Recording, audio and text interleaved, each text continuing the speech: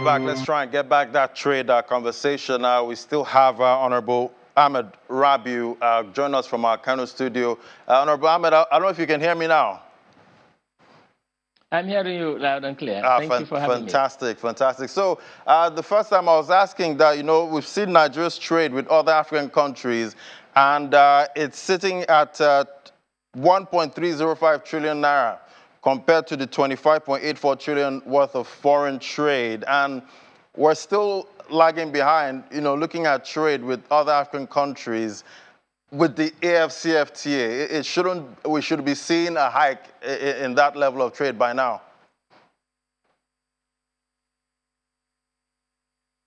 Okay, do I go on? Yes, please.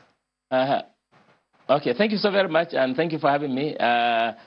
There have been, before the African Continental Free Trade Area, a number of schemes that were intended to promote trade among African countries. But this was being done without addressing what will really make the trade happen.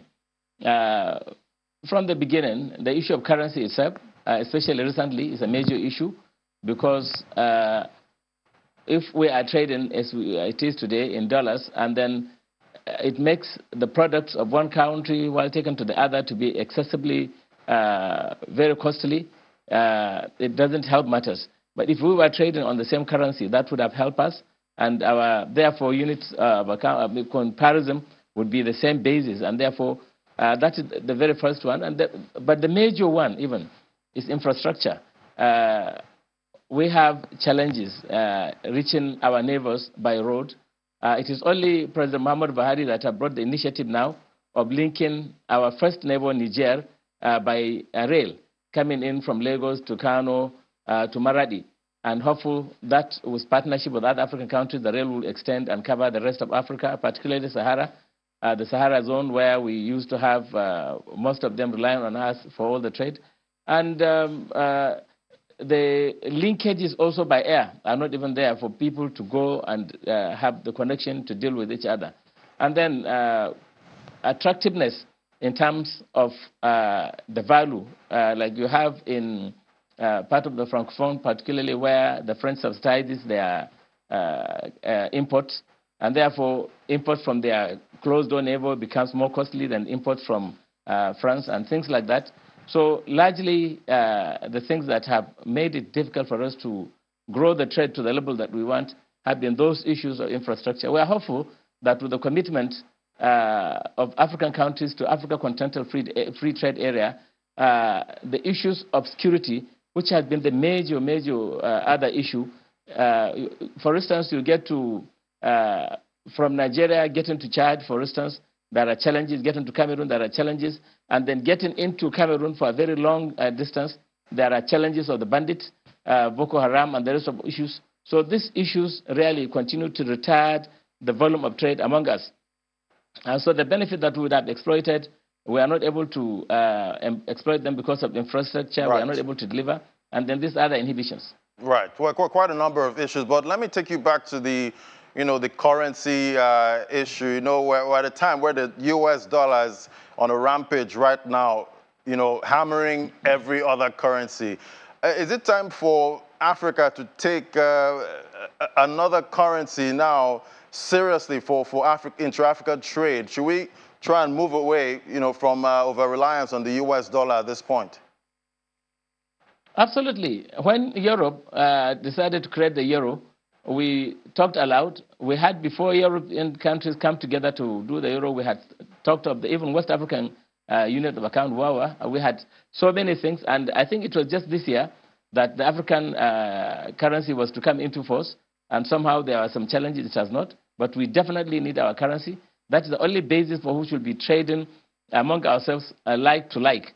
And then, of course, we will now be left with other issues of infrastructure, which we believe the countries will partner to meet each other, at their borders, and all partner to even have the rich ones among them and have other investors from wherever to come in, and African investors to also lay rail lines, do dual carriage or very standard access roads, and also ensure air links. These are fundamental issues. So I believe it is time now for Africa to have its own currency. Right. Well, we'll keep watching to see how that actually plays out for Africa. But there are a lot of conversations now, about dry ports. And I know you are the FD of the Adana dry port. What would you say is the potential here for dry ports to actually help trade in Nigeria? Dala Island Dry Port, strategically located, has in Kano, that has been the center of commerce for sub-Saharan Africa, that had been the hub for trans-Saharan trade, really stand to benefit from trade within Nigeria, Kano itself and its neighboring states within Nigeria, and the neighboring African countries that are not connected, do not have waterfront. There is a rule that those of us that have waterfront must allow countries that do not have water frontage to pass their goods through us.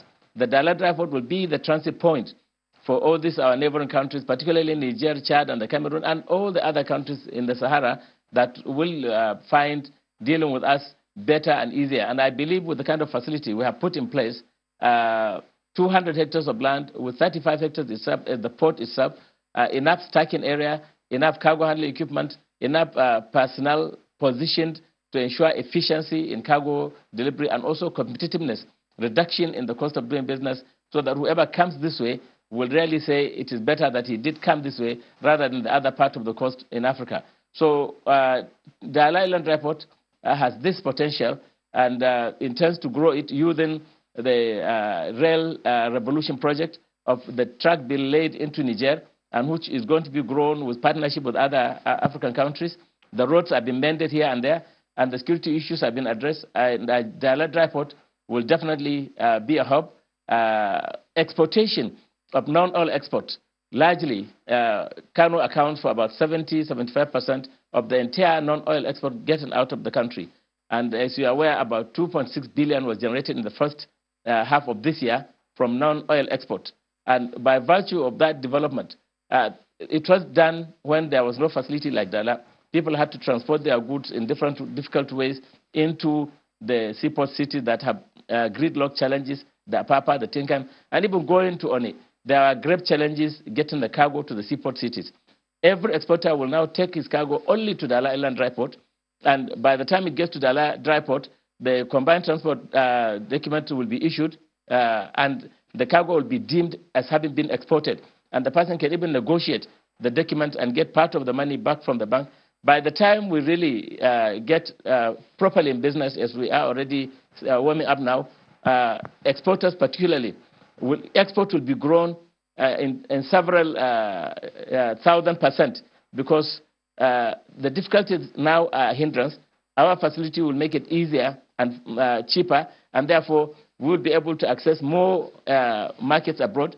By all our neighbors will be able also to access more markets, and therefore will grow export very, very much, and that will help us. We have enjoyed favorable balance of trade in the last 2 quarters of the year, the first and second quarter, and it will be much, much more by the time exportation begins to be processed through Dala Island Dry Port. Right, we need more exportation at this time. But another limitation that I see for dry ports is infrastructure. If you don't have the right train and road infrastructure, then it seems the dry ports will just remain dry.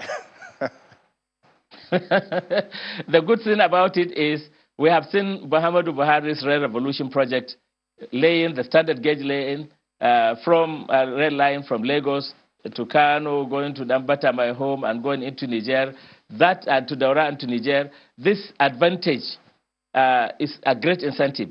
It will attract more investments on the rail, private investment. Already, the law establishing the railway allows private sector participation in delivering rail services. Even as we speak now, there are at least 2 operators that are doing that.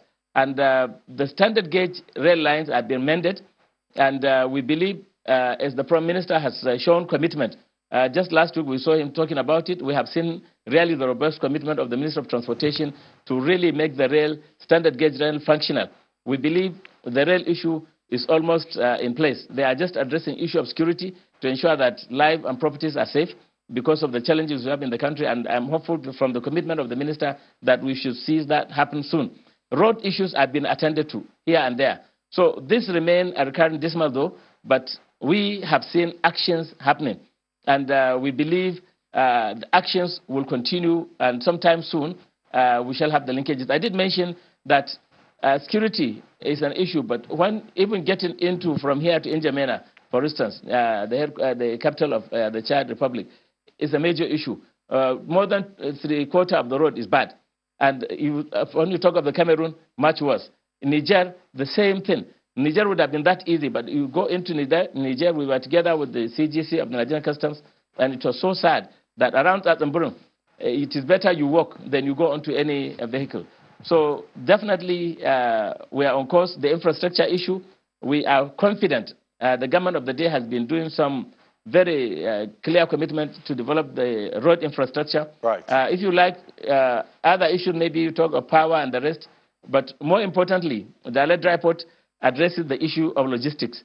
Those other issues of production to reduce costs also matter to us, but we are more concerned about the road, the logistics infrastructure. Right. And this commitment, we have seen it happening. Quite a couple of issues to address there, but what would you say is the revenue-generating potential of a dry port?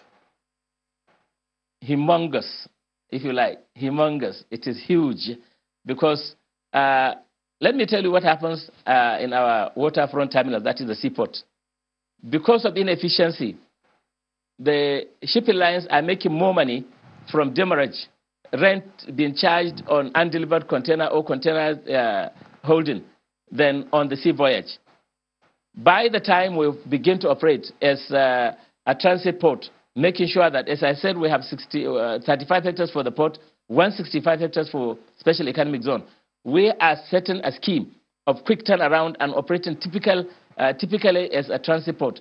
We are going to grow the trade to the extent that our revenue and boost, the way we shall boost the Nigerian economy, the Kano economy, will be really humongous.